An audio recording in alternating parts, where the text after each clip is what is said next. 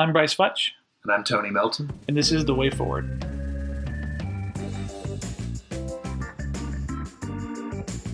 Welcome to today's episode of The Way Forward podcast. I'm Brice Futch, here with Father Tony Melton from Christ the King Anglican Church down in Marietta. And we're going to be learning more about his story and how he came here to Marietta and how he became a priest in the Anglican Church. Tony, thanks for coming. Glad to have you with us. Yeah, it's going to be wonderful. So tell us about yourself. Where are you from? Where did you grow up? And how did you end up here?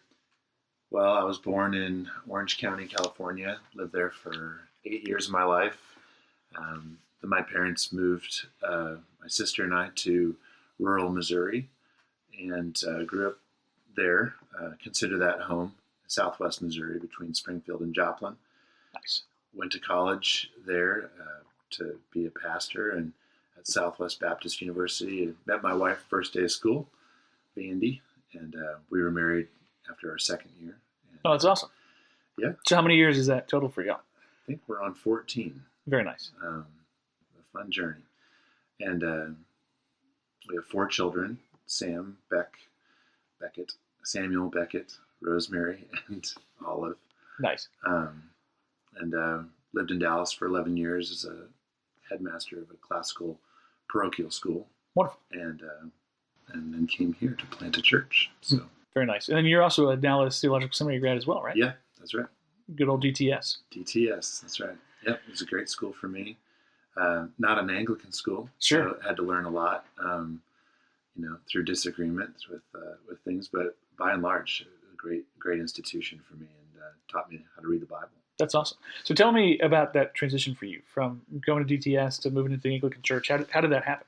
Well, I was raised in Calvary Chapel and other non-denom churches, but when I went to Dallas Theological Seminary, I really started to learn the nuts and bolts of what's called dispensational theology. And just realized how new it was in the history of the church. And one of my first semesters there took a class on the history of Christianity and started reading the church fathers from the 1st through the 5th centuries, let's just say.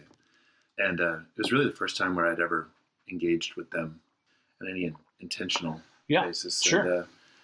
And heard of them at all, really, or at least was paying attention when I heard them. Right, sure.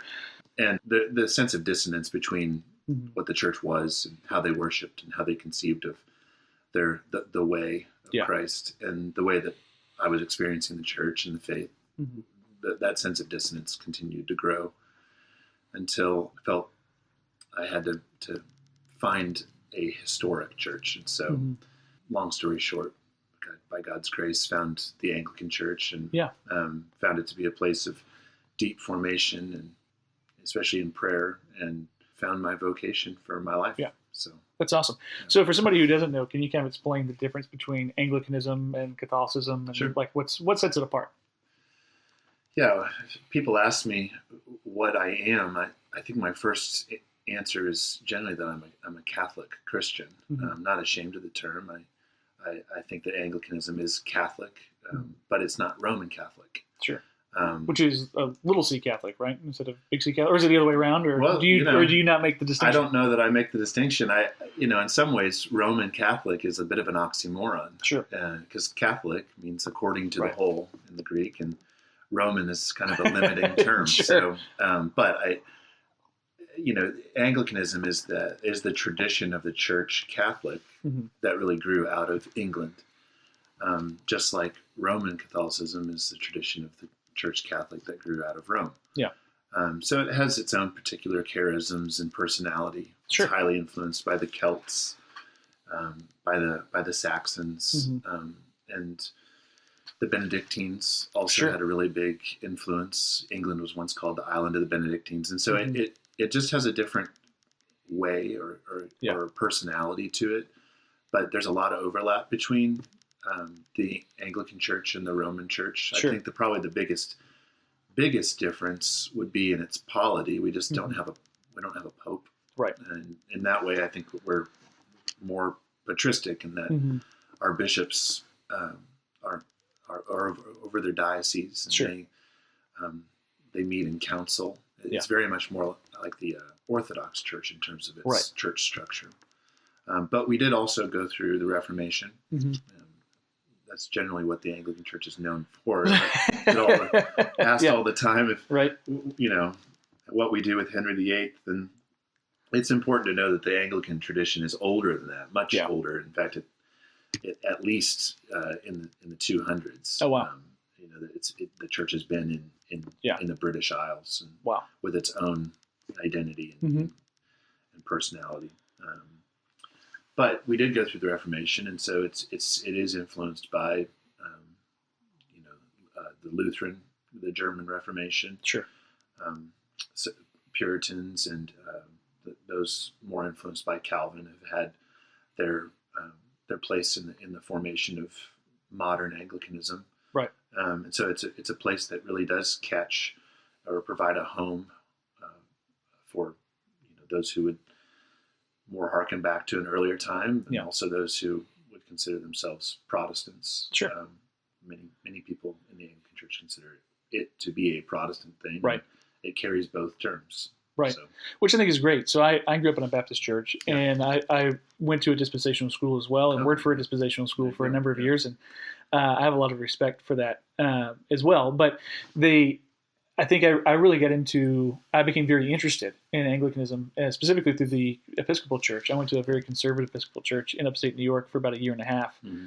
And the thing that really got me was the liturgy, right? Like I do not do a good job of expressing my thoughts to God. Like I don't. It just isn't something that comes natural to me. I know there's some people that it does. And that liturgy really helped, I think, connect me on a much deeper level than I had been connected before. Plus, I love the fact that it's not totally universal, but it is very widespread. So you can sit there on Sunday morning and say, there are thousands of other Christians that are praying these same prayers that I'm praying right now. It brings a lot of unity. It brings a very unique view of that to the world. Yeah, across space, but also time. Right. I mean, the liturgy that we use is, as you said, geographically, it's universal, or at least it tends to be, or attempts to be that, but also in terms of time, it's very old, and it draws from the roots of the church that go back, to the earliest of times. Sure. So, there's something very powerful about the liturgy, and it does give expression to things that we would hardly ever think to express ourselves, and certainly not with the same beauty. For sure. That we do. Yeah, I think the Greek Orthodox, if I remember right, have a very unique view of liturgy where it's continual. It's always happening, and it's that moment that you come into and join the liturgy. You're not starting and stopping something. You're taking part in what's already happening in eternity. Right. That's right. I mean, this next Monday is All Saints' Day, and it really is that time in the year where we think about the perpetual nature of the liturgy. Right.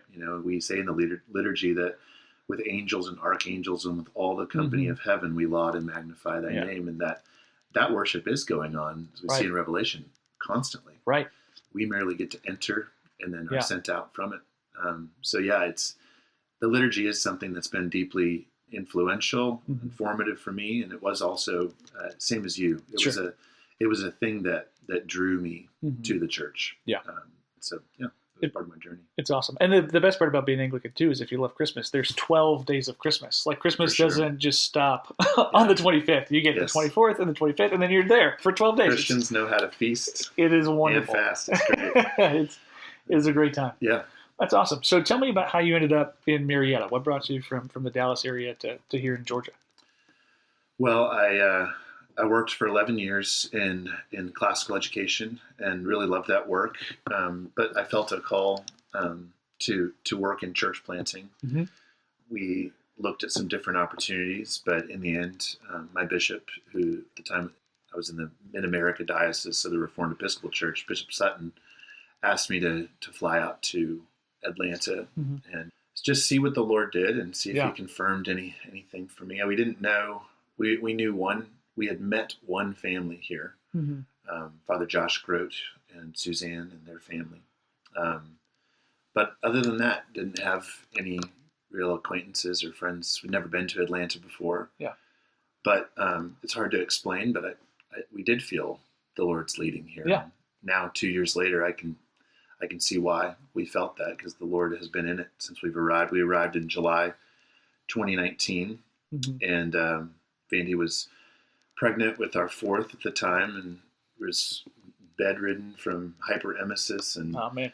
it was a very tough landing to be anonymous. And I'd never church planted and didn't know what I was doing. And but the Lord was so faithful to us and really drew near to us, that helped us draw near to Him. Yeah.